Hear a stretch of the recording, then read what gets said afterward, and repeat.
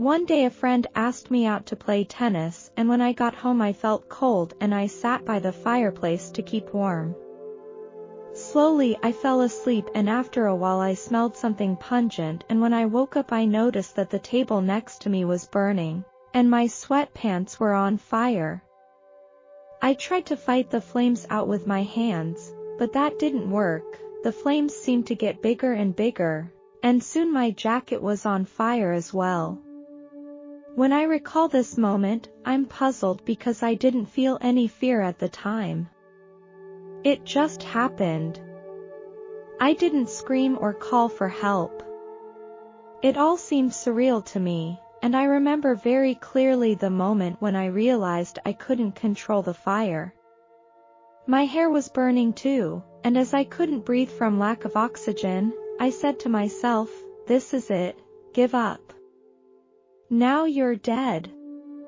What is most impressive is that I felt no pain. From a present perspective, this moment was the gift of my life. At that moment I gave up and stopped resisting. I had no choice. I relinquished control. I stood by and watched it all unfold. My daughter came into the room and she tried to put out the flames with the rug. It was as if I was just a bystander. I watched her rush to the phone, and after a while, the ambulance arrived at the house. My soul had separated from my body, and I was right next to it. I didn't see dark tunnels or other changes.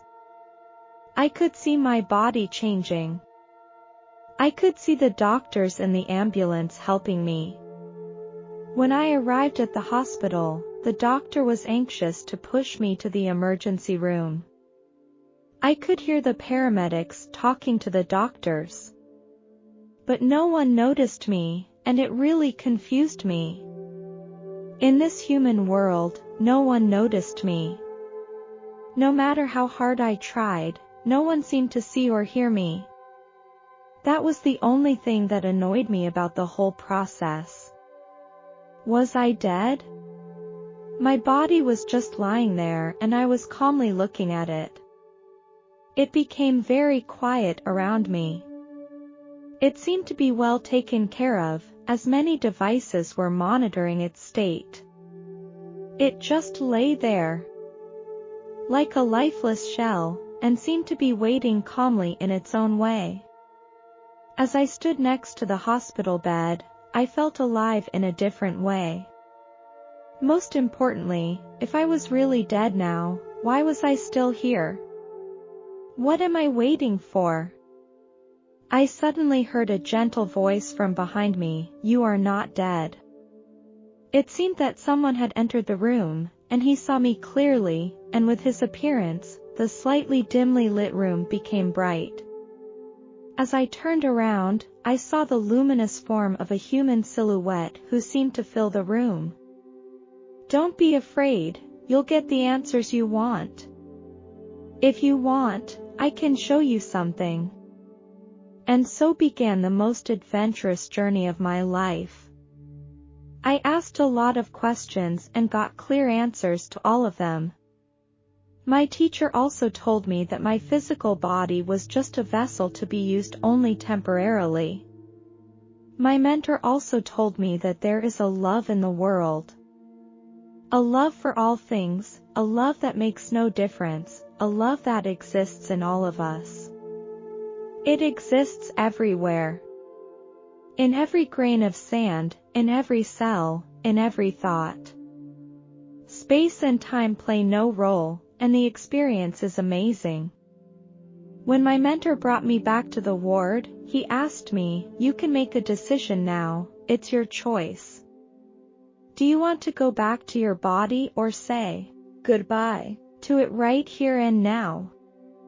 Even if it is not perfect at this moment." Life can have all kinds of troubles, but there is also a lot to stay in life, a lot of sights to see and a lot to do. I gave my answer. I accepted my body again, and I was filled with gratitude.